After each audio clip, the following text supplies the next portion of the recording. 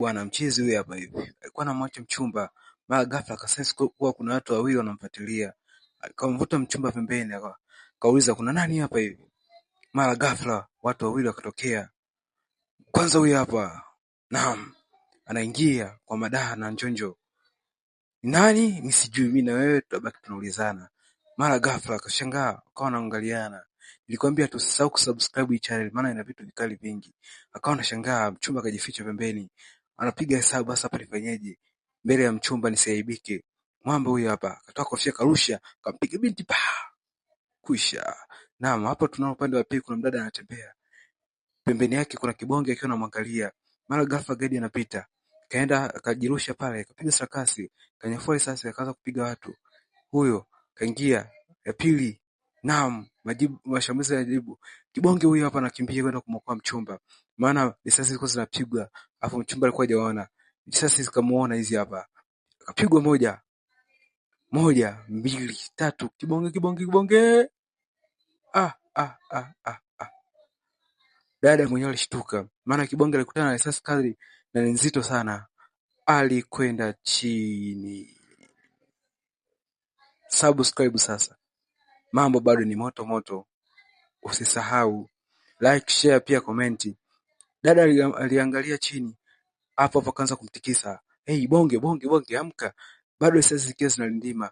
Majibizano yakiwa ni makali. Naam, mwamba huyu hapa mchizi tunamuona akiwa anajibu mashambulizi.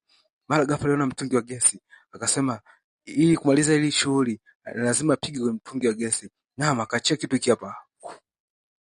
Naam. Mara ghafla gaidi akawa amecheki. Akamshtua mwenzake. Oe, kimbia. Akaruka. Huyo.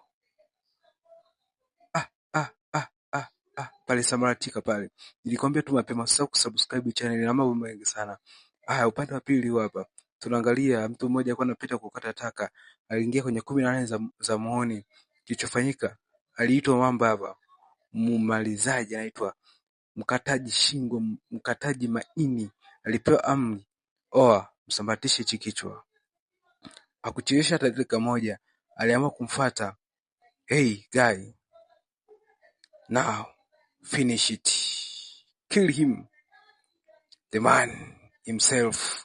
Achoamua nini? Kwisha maneno. Usisahau kusubscribe, like, share pia follow. Usisahau tena comment kwa ajili ya vitu vingi vizuri.